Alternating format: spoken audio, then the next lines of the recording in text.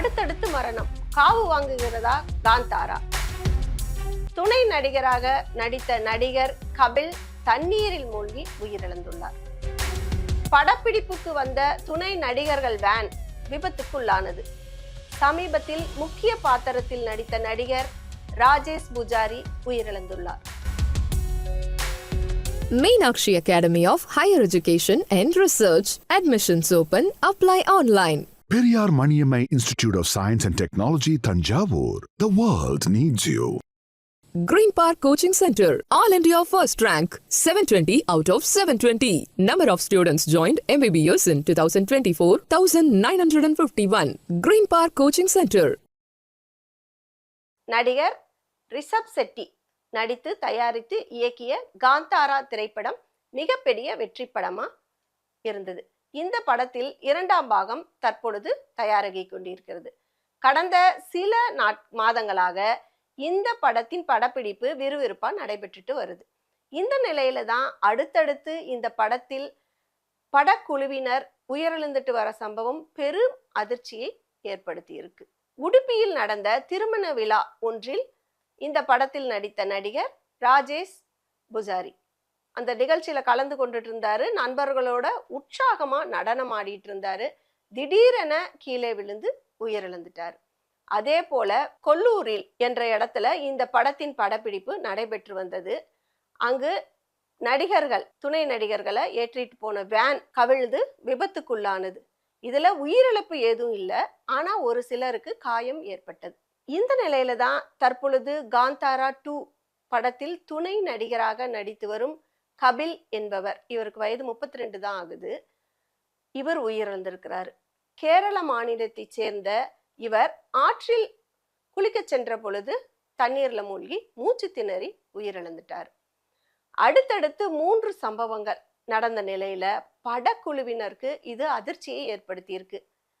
இந்த படம் மலைவாழ் மக்கள் அவங்களோட தெய்வத்தின் கதை தான். இந்த படத்தை பற்றி சில வரிகள் பார்ப்போம். அனைத்தும் இருந்தும் நிம்மதி இல்லாமல் இருக்கும் ராஜா அதை நிம்மதியை தேடி காடு மலை என அலையிறாரு. இறுதியா பழங்குடியின மக்கள் வணங்கும் கடவுள் சிலையை பார்த்த உடனே அவருக்கு மன நிம்மதி வந்துடுச்சு. இந்த சிலைக்காக அங்கிருக்கும் பழங்குடி மக்களுக்கு பெரும் பகுதி நிலங்களை எழுதி தராரு ராஜா. ஆனா சில ஆண்டுகளுக்கு பிறகு மக்கள் தங்களின் நிலத்தை திருப்பி தரணும் அப்படின்னு சொல்லி நீதிமன்றத்துல வழக்கு தொடுக்கிறாரு ராஜாவின் வம்சாவளி வந்த ஒருவர். இத்தனை நாள் நான் கொடுத்த நிம்மதி உன்னால திருப்பி தர முடியுமா அப்படின்னு சொல்லி பூதகோள நடனமாடும் நாயகனின் அப்பா ரூபத்துல அந்த சிறு தெய்வம் கேக்குது.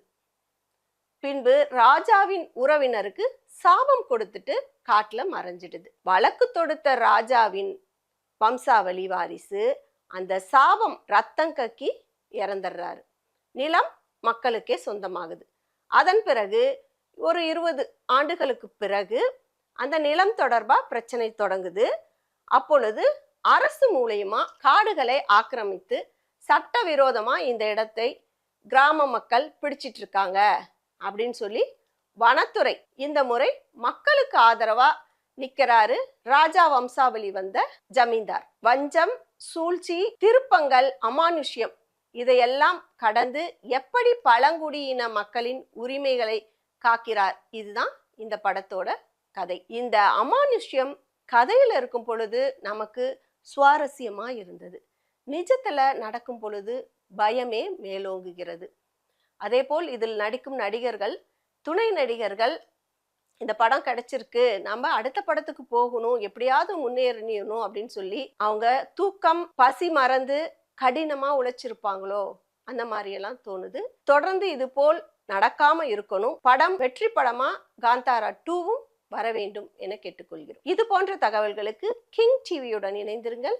நன்றி. Meenakshi Academy of Higher Education and Research. Admissions open. Apply online. Periyar Maniammai Institute of Science and Technology, Tanjavur. The world needs you. Green Park Coaching Center, All India First Rank, 720 out of 720. Number of students joined MBBS in 2024, 1951. Green Park Coaching Center.